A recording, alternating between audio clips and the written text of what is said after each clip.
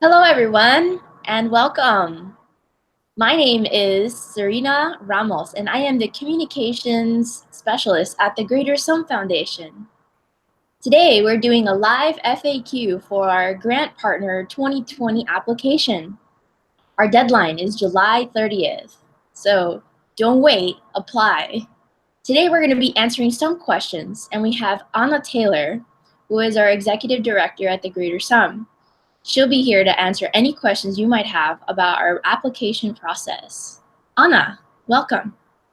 Hi, thanks, Serena, and welcome. Thanks for joining us. I'm going to first off answer the questions that come up often when I talk about our application process with people, and then you have an opportunity to enter in the chat what you may be interested in. Um, I guess I'll start with a little bit about the Greater Sum and what it is that we do, what this application is for. So the Greater Sum is a foundation that provides both grants and support services to early stage nonprofits. What that means is that applying for a grant, applying to be part of our 2020 nonprofit grant partner cohort, it's a lot of words. Applying to be part of our cohort is not just applying to receive funds, it's applying to have about a 6 to 9 month experience where you work with volunteers and staff and kind of get support around an idea that your team is executing this year. What that means is that it's not always the right time to apply for our cohort. We work with organizations that are very early stage nonprofits or not nonprofits that have worked in their local community and are ready to expand what they're doing out to serve new populations. Or in some cases, we work with nonprofits that have been around for a while, but they're doing a new project that is going to greatly expand their scope. So what that means is that if you are interested in being a member of the cohort, first of all, you see a good fit with that model. If what you're looking for is funding and not support services, it's not the right fit. If the stage that your organization is in does not afford you the time to invest in working with one of our volunteer coaches, to attending our summit, to, kind of doing back and forth conversation support, having someone help you flesh out your expansion model, then it's not the right time. So there are some organizations where, it's not right for you as a participant, and there are some organizations where the fit just isn't right. What we look for to support are organizations that are doing something that's really new and innovative, and they're looking to expand what they're doing to serve a greater population. Do we have any questions about kind of what that cohort experience is like, or what the Greater Sum does with nonprofits? Anything so far? We can always circle back to it. Everyone, I would just like to mention, if you have any questions, go ahead and put them in the chat. You can write, and I'll go ahead and send them to Anna. Perfect. Okay. Next up, our application. The most common question that I've gotten by email, and I think it's the writers in the potential applicant pool who are thinking about this, is about word count. And you may have noticed that there's no word count limit on our application. We do that because we like things to be a little open-ended. Some of your answers may be more detailed than others. I would say that every really good answer that we've gotten to our more complex questions have still been able to be answered in under 500 words. If you're going above that word count, you want to remember, just your reviewer's energy level and attention span, and look for ways to maybe make it more succinct. So I've seen some really good 250 word answers. I've seen some really good 500 word answers. And you are the person most familiar with your organization and best able to make that decision. The level of detail, I think it's important to know that your application will be read by people with kind of varying areas of expertise. We have a subject matter expert network that ranges from people who are directors of nonprofits themselves and fundraising experts to people with backgrounds in IT, finance, HR, legal. There's going to be a variety of people reading your application, and they're also from all over the country. So some in major urban areas, some in more rural areas. So it's good not to assume that people have a level of familiarity with your community or the area, the focus area in which you work. So kind of situating them about the issue that your organization addresses is an important first step to explaining what it is that you're doing to address that issue and what kind of innovation you have in the field.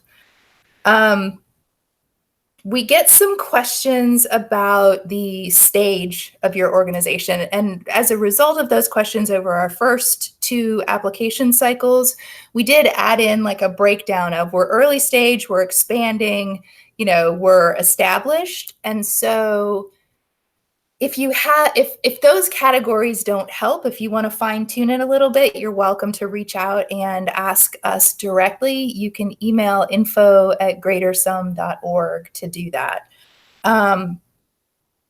The other question I get about the application a lot is one that, as someone who's worked in nonprofits for 20 years, I'm very familiar with this. It's like that gameplay strategy question of how much money should I ask for? And there's no easy answer because every organization has its own budget challenges and its own goals for the next year. I think the thing that is best to keep in mind is we're not asking for a budget detail of how our dollars will be spent. We're asking you to describe your planned budget for the coming year and what kind of your big projects and expenses will be. So based on that, it's unusual for us to fund a very small portion of a project budget, and it's unusual for us to fund all of a project budget.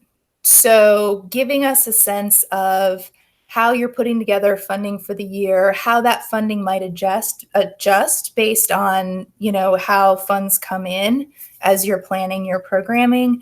This is all real helpful information. The other thing we did is break it down into a couple of easy categories for you. So, we've gotten applications that are like down to odd dollar amounts on the budget, and we've made that more simple with just some big categories. The final question that I have noticed about the application is, and again, this is a tough one, how long should this take to fill out? We do not want this to be a, kind of tumultuous or stressful experience for anyone answering this application. We want this, for especially the first round application, we want it to be really straightforward for you to be able to look at these questions and answer them based on your knowledge of your organization. So from folks who I know who have applied and their application has moved to the next round, it's been kind of a matter of sit down with the application, take some notes one day, percolate on it, sit down another day, write it. That does not mean that you are not investing enough time in this first round application. It means you know your organization and you know your ask. So only you know your process. Some people would never be comfortable not sitting with a grant for longer, breaking that up in your process, up to you. But heartfelt from me and the people who review it, we do not intend for this to be a problematic application for you to fill out or to take up an unreasonable amount of your time. Okay, Serena, this time I can see the questions. Last time we did this, I couldn't see the questions, but this time I can. So we have a question: are there geographical or age population priorities for this opportunity? And does the cost of attending the summit is it included in the award? Okay, first of all, yeah, we cover the cost for our grant partners to attend our summit. We do a little fast maneuver in figuring out where our summit is going to be held after we figure out where our grant partners are, so we can kind of minimize travel costs based on that. But we work with organizations that are based in the United States. So United States 501c3 organizations are eligible to apply. You can be doing work outside the United States, but need to be based in the United States, and honestly need to have staff available to attend that summit. So if your 501c3 is in the US, but your staff is not, then we can't extend that same offer to cover travel costs to attend the summit. Geographical age population priorities. So we have 4 focus areas. The focus areas are education, environment, community building, and health. We do not select based on getting a certain number of applicants from each of those categories. So we ask you to situate your work in one of those, but there's no strategy there. There's no like, oh, well, I have a better chance if I go under health than if I go under, it's not like that. It's just kind of a way for us to organize our goals in having impact through our work, and doesn't affect your chances of being selected. And then age and population priorities. No, our founder is really interested in ideas, and our categories are as broad as they are because he's not interested in kind of filtering out what may be the next big idea that changes people's lives for the better. Next question: is the organization applying required to have a certain number of staff or full-time staff? No. Like I said, because we work with early stage nonprofits, we know that some folks are, working their nonprofit part-time. Some people, we worked with organizations that didn't have any full-time staff. So that's not, the reason it's on our application is so that we can get a better sense of how your organization operates, kind of what the capacity of the organization is and how you're balancing budget, but we don't make a selection decision based on that. Okay, any other questions about the application? If so, I can circle back to them, but I will. What, Serena? Hey everyone, thank you for asking questions. Just keep them coming, and I'll send them to Anna. Thank you very much. Perfect. Okay, the last thing that I wanted to cover that people ask me about often is our review process. And I talked about it a little bit with the level of detail on the application. Basically, each application is read by at least 4, usually 5 to 6 people. The folks who read applications are subject matter experts with the Greater Sum. They volunteer with the organizations we work with. They volunteer with the Greater Sum. They lend expertise in this application process, and their backgrounds are really varied. So our application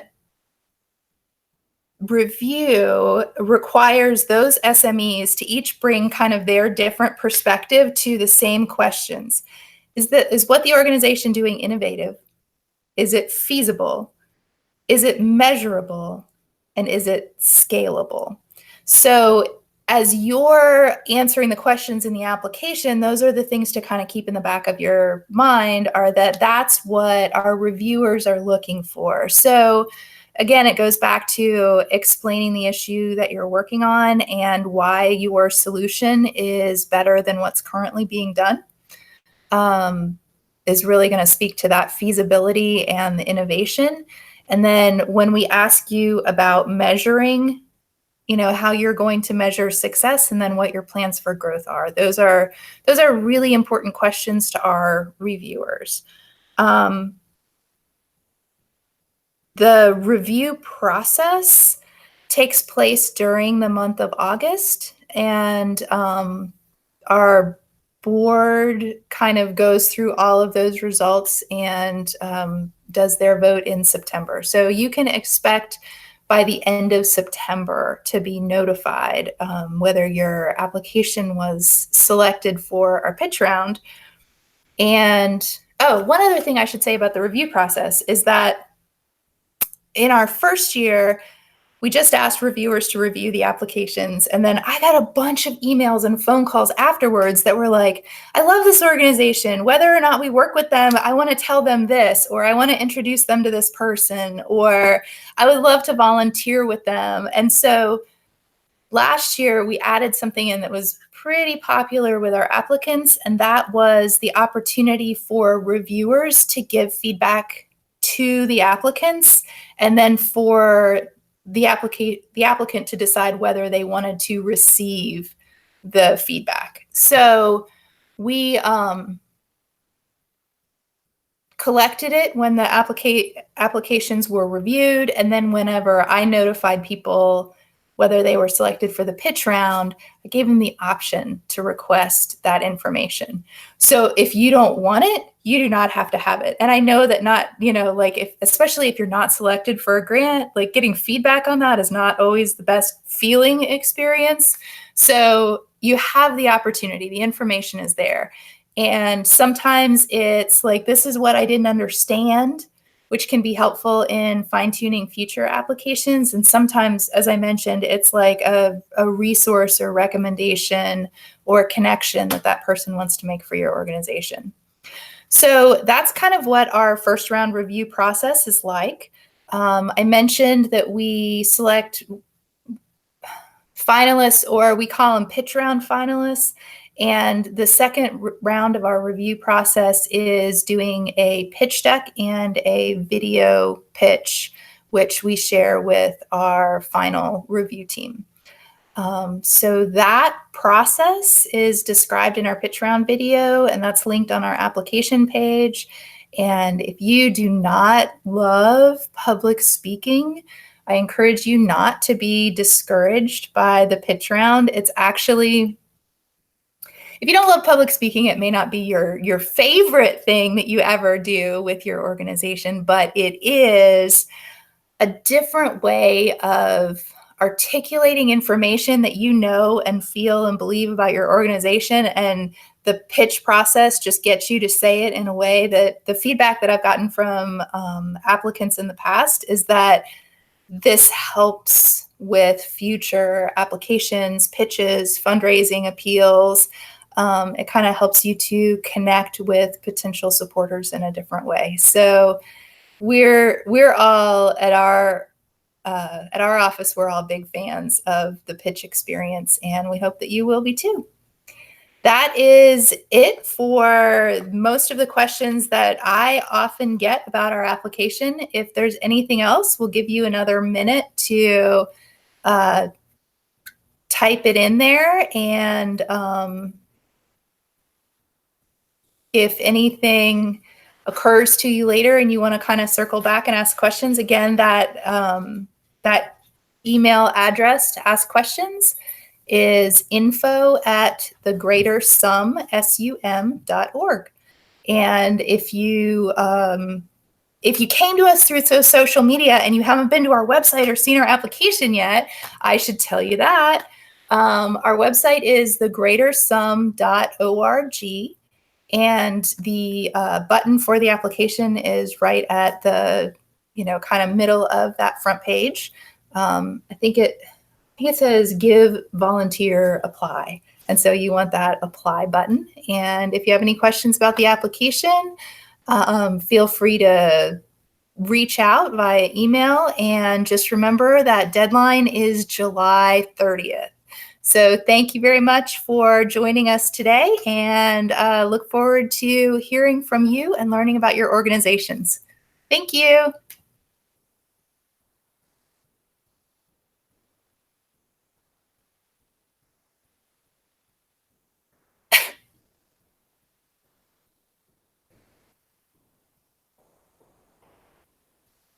Okay, we have one question from Rachel.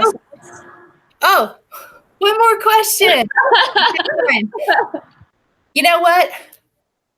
I tune out after 5 p.m. Eastern. So as long as your application is turned in when I turn my computer on at 7:30 a.m. on the next day, we're going to call it good. The deadline is July 30th,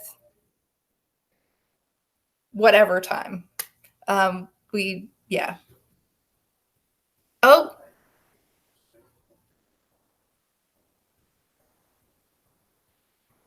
one more question. Do you fund general operating support? Yes. Yes, yes. 1,000 times yes. One of the reasons we ask you for a general explanation of your budget and not for a line item budget is because organizations are so different in where their funding challenges might be. So what we want to do is understand what you're funding and what sources you're combining for that funding. And then we want to fund what you need in order to make that work. So that includes general operating funding. Yep, absolutely. All right. Okay, everyone, thank you for asking questions. Thank you. Bye.